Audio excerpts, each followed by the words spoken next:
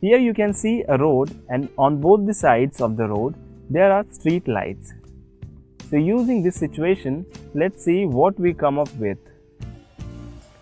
Consider there are two poles on both the sides of this road. And let's draw two triangles by joining these poles. So by looking at the diagram, can you tell me what is common between these two triangles? They have a common base, right? One more thing is common between them. Height. Height is also common, because if we see the boundary of the road, they form parallel lines, and we know that the distance between two parallel lines is always constant. Therefore, height and base is same for these triangles. So when we calculate area, we use the formula half into base into height. Since height and base are equal for both the triangles, so its area will also be equal. Now, what does this imply? It implies when two triangles are drawn between two parallel lines with same base, then their areas are equal. Let's try some other combination of triangles and see what we learn through this example. Now consider a single light pole on one side and three light poles on the other side. Again we draw two triangles. So now can you tell me what is common between them in terms of base and height? Yes, height will be common. And what about base? Here base are different for both the triangles. If we notice a diagram, we can easily make out that we have split a triangle into two by joining a line. Here we don't even need two parallel lines to show that these triangles have equal height. So the conclusion is, if we draw two triangles by splitting a triangle, then height of all the triangles will be equal.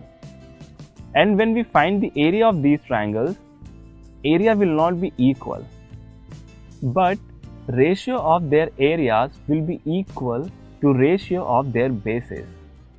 Because when we take the ratio of areas, the constant value 1/2 and the height will get cancelled, and the remaining thing will be the ratio of the bases. Friends, in this session we are going to use these properties of triangle and introduce a new property of a triangle. So without taking too much of time, let's see what we are going to derive.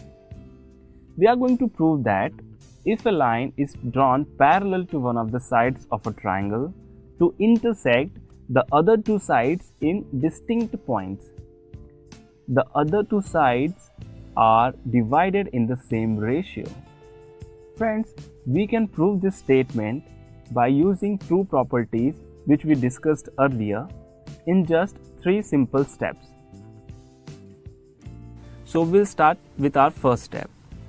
If we see the left part, it involves two sides AD and side BD. So first of all, we will take two triangles involving these sides. The triangle ADE has side AD, and we will join line BE to get triangle BDE, so that this will become a triangle with sides BD. We know that area of any triangle is calculated as half into base into height. Since AD and DB are required for the proof, so let's take them as base for respective triangles, and we will find ratio of their areas, because we want the ratio of AD and BD. We can see that these two triangles are made in a large triangle ABE. So by using our second property, we can say that height for both the triangles are same. So ratio of areas can be written as area of triangle ADE upon area of triangle BDE is equal to AD upon BD by cancelling out the constant value half and equal height. So this is our first step. It was very simple, right? Now we'll go to the second step. Now here we see that there are again two sides, AE and EC. So similarly, by joining line segment DC and following same steps for triangles ADE and triangle CDE, we can write ratio of their areas as area of triangle ADE upon area of triangle CDE is equal to AE upon EC. Again, by cancelling the constant value half and the equal heights. This step was quite similar to the first step. Let's mark it as equation number 1 and equation number 2. Now, the third and final step. As we can see that in both the equations, we got AD upon BD and AE upon EC. But we have to show that these two equations are equal. Only then we can say that the ratios are equal. So, if we see the left hand side of the equation number 1, it is ADE upon BDE, whereas left hand side of the equation number 2 is ADE upon CDE. So, if we have to show the right hand side of these equations equal, for that left hand part should also be equal. On the left side we have a common triangle ADE. Now if we can prove the areas of triangles BDE and CDE to be equal, then left side of both the equations will become equal.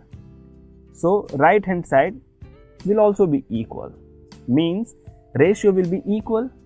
And we are done with the proof, right?